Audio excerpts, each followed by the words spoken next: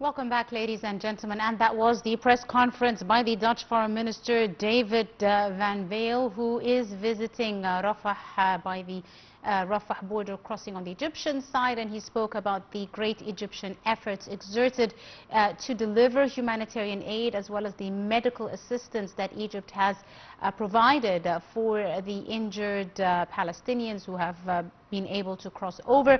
He also spoke about how grateful he is for the Egyptian mediation efforts on the ongoing talks with regards to the situation in the negotiations that are occurring now in Sharm el-Sheikh. Also, he said that Netherlands is discussing what they can do in order to assist and play a more prominent role. He said as well that they provided over 25 million euros and have made them available for Gaza humanitarian aid.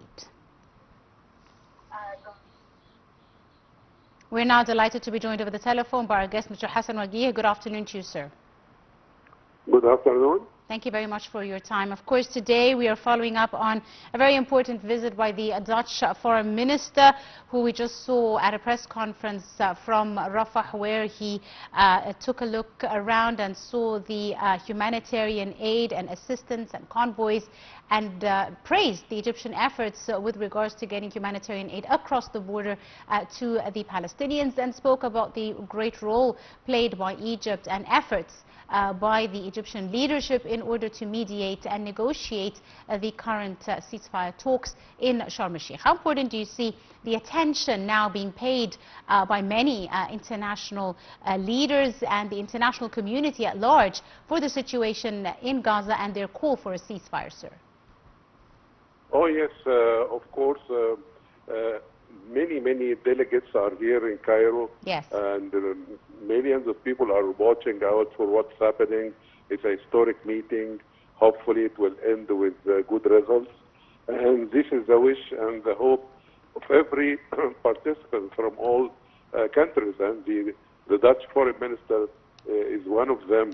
And Dr. Abdelati has already met with the German one, yes, the German Foreign Minister, and also other people and other yes, figures. the Slovenian and Foreign Egypt Ministry, is receiving all these delegates in the land of peace with the Egyptian rule, which really wants to achieve a fruitful results and the implementation and good, effective implementation of the peace plan being proposed for all parties now.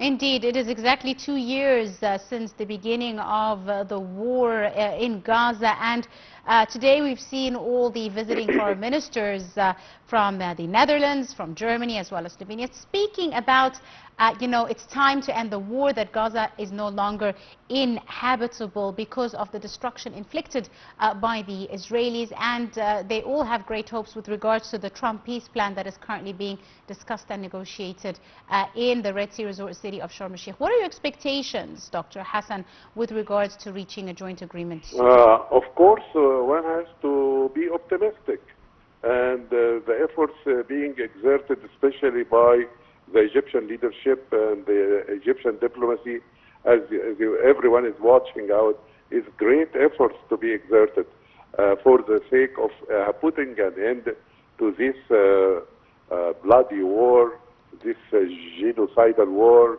you call it whatever. It must come to an end now. The whole pulses of the entire world now with coming up with a fruitful result. And also President Trump, this is 20 points he proposed, and I think he is supporting that, and I hope he will exert also all possible avenues for succeeding this negotiation, because this war must come to an end, because it is aimless, and enough is enough. Indeed. Now, Dr. Hassan, also the Dutch Foreign Minister spoke about, having specific funds available and their willingness to participate in the reconstruction of Gaza conference, which Egypt is hoping to host as soon as an agreement is reached on the ground. How important do you see attention to the reconstruction of Gaza summit that will be hosted by Egypt, sir? Actually, this is very appreciated. Any kind of contribution to release the burden on Egypt when dealing with this humanitarian crisis, of course, it is welcome.